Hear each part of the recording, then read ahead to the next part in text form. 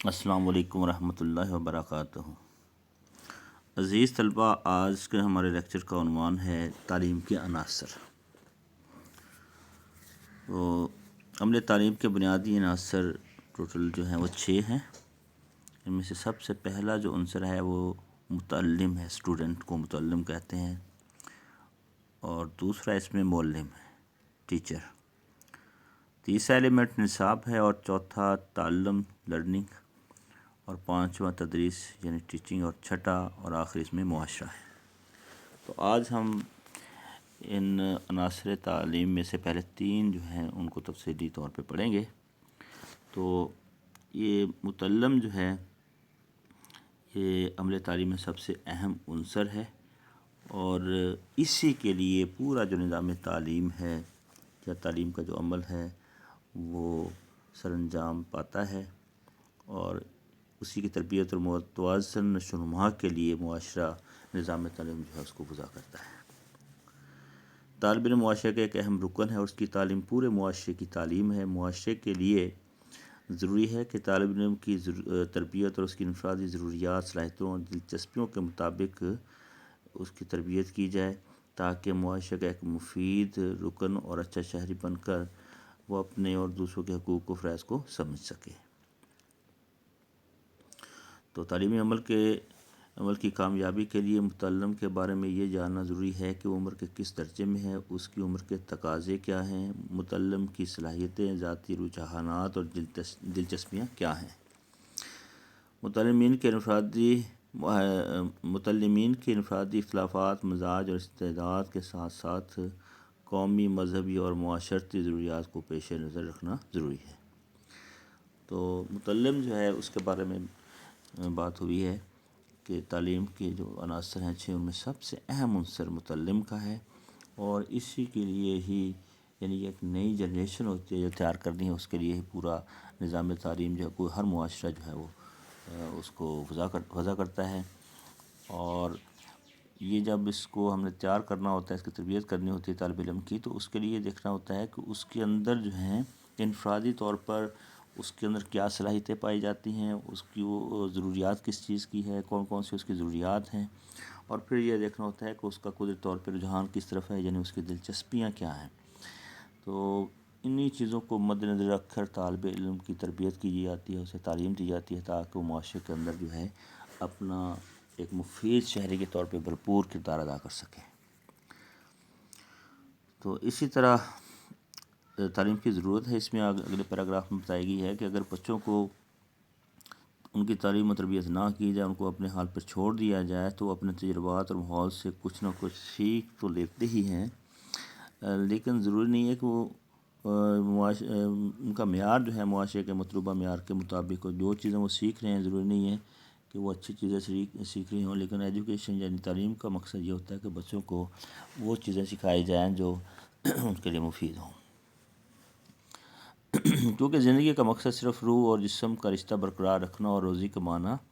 نہیں ہے، بلکہ زندگی کو ایسے رخ پر ڈالنا ہے کہ وہ ریاست اور معاشرے کا مفید شہری بنے، اللہ تعالیٰ کا مطیع و فرمان بردار بندہ بن کر زندگی بسر کرے، ملک و ملت کی خدمت کے جذبے سے سرشار ہو کر اپنے فرائض ادا کرے، اور دوسروں کے حقوق کا احترام کرے، تاکہ متوازن معاشرہ تشکیل پا سکے۔ تو طالب علم کو زیور تعلیم سے آراستہ کرنا اس لیے بھی ضروری ہے کہ اگر وہ صرف جو ہے اپنی مرضی سے ماحول سے چیزیں سیکھتا ہے تو وہ زیادہ تر زندگی بسر کرنا سیکھے گا اور روزی کمانا سیکھے گا، لیکن تعلیم کا مقصد صرف یہ نہیں ہوتا کہ انسان جو ہے وہ جسم و روح کا جو رشتہ ہے اسے برقرار رکھنے کے لیے کچھ ہنر سیکھ لے، بلکہ اس نے اللہ تعالیٰ کا مطیع و فرمان بردار بندہ بھی بننا ہوتا ہے، اور اللہ تعالیٰ کے جو احکامات ہیں اس کے مطابق زندگی بسر کرنی ہوتی ہے، تاکہ دنیا اور آخرت میں کامیابی سے اپنی زندگی بسر کر سکے۔ تو اس کے لیے ضروری ہوتا ہے کہ بچے کے لیے نظام تعلیم وضع کیا جائے، اس کی تعلیم کا بندوبست کیا جائے۔ دوسرا اس کے اندر جو اہم عنصر ہے تعلیم کا وہ ہے معلم۔ تو معلم وہ ہستی ہے جو متعلم کی تعلیم و تربیت کا فریضہ سر انجام دیتی ہے۔ تعلیمی عمل کی کامیابی کا دار و مدار معلم ہی کا مرہون منت ہے۔ معلم طالب علم کے لیے ایک مثالی شخصیت ہے، وہ اس کا مربی مرشد مشیر اور رہنما ہوتا ہے۔ متعلم ہر معاملے میں استاد کی تقلید کرتا ہے، یعنی متعلم کو جو بھی تعلیم دینی ہے اس کی اس تعلیم و تربیت کا جو فریضہ جس کے ذمہ ہے وہ ہے معلم، اور جو بھی تعلیمی عمل ہوگا بچے کو جو بھی تعلیم و تربیت کی جائے گی اس کی کامیابی کا دار و مدار بھی معلم ہی پر ہے۔ اس لیے معلم کو ایک مثالی شخصیت ہونا چاہیے، کیونکہ طالب علم جو ہے یا متعلم اس کو اپنا مربی مرشد مشیر اور رہنما تصور کرتا ہے، اور اس کو جتنے بھی تعلیمی معاملات میں مسائل پیش آتے ہیں وہ استاد کی طرف یا معلم کی طرف رجوع کرتا ہے، اس کی تقلید کرتا ہے۔ اس لیے معلم کو چاہیے کہ وہ اپنے علم کو بڑھاتا رہے، اپنے معیاری علم حاصل کرے، اپنے اخلاق کے لحاظ سے بھی وہ اپنے آپ کو بلند درجے پہ فائز کرے، اخلاق کے بلند درجے پہ اسے اپنے آپ کو فائز کرنا چاہیے، اور تاکہ طالب علم جو اس کی تقلید کر رہے ہیں وہ بھی اپنی زندگی میں رفعت اور کامرانی سے ہمکنار ہو سکیں۔ تو استاد نہ صرف متعلمین کو کتابی علم بہم پہنچاتا ہے بلکہ وہ ان کی ہر معاملے میں رہنمائی بھی کرتا ہے۔ تو معلم کی قابلیت، شفقت، محنت اور لگن سے طالب علم کی زندگی میں انقلاب آ سکتا ہے۔ اس لیے معلم کو چاہیے کہ وہ اپنے جو فن تدریس ہے اس میں مہارت حاصل کرے، تربیت یافتہ ہو وہ، اور تعلیمی لحاظ سے اسے چاہیے کہ جو بھی وہ قدم رکھتا ہے عملی زندگی میں وہ اس ہر قدم پھونک کے رکھنا چاہیے۔ تو نبی پاک صلی اللہ علیہ وسلم نے بھی اپنے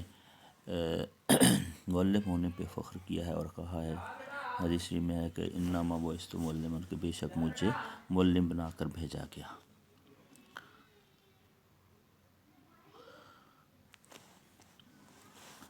جی، اس سے اگلا جو ہم نے پڑھنا وہ نصاب کے متعلق تھوڑا سا پڑھ لیتے ہیں۔ تو نصاب جو ہے یہ بھی بہت اہم عنصر ہے تعلیم کا۔ تو اس کی پہلے ڈیفینیشن ہم تھوڑی سی دیکھتے ہیں کہ نصاب وہ شاہراہ ہے جس پر چل کر طالب علم اپنی منزل تک پہنچتا ہے، یعنی منزل تک پہنچنے کا جو راستہ ہے وہ نصاب ہے، اور اس کے لغوی معنی اگر دیکھے جائیں تو وہ ہیں راستے کے، جبکہ اسلام میں نصاب سے مراد وہ تمام سرگرمیاں، مشاغل، تجربات، مشاہدات اور تحقیقات ہیں جو مقاصد تعلیم کے حصول کے لیے تعلیمی ادارے کے اندر یا باہر اس ادارے کی نگرانی میں سر انجام پاتے ہیں۔ جی، تو نصاب کی ڈیفینیشن آپ نے یہاں سے یاد کرنی ہے کہ نصاب سے مراد وہ تمام سرگرمیاں، مشاغل، تجربات، مشاہدات اور تحقیقات ہیں جو مقاصد تعلیم کے حصول کے لیے تعلیمی ادارے کے اندر یا باہر ادارے کی نگرانی میں سر انجام پائیں، اور یہ نصاب کا جدید تصور ہے۔ عملی تعلیم کی انجام دہی کے لیے تمام علوم و فنون، تجربات و مشاغل اور دیگر تمام لوازمات نصاب کا حصہ ہیں۔ تو انشاءاللہ اگلے لیکچر میں ہم جو ہے باقی عناصر تعلیم پڑھیں گے، تب کے لیے اللہ حافظ۔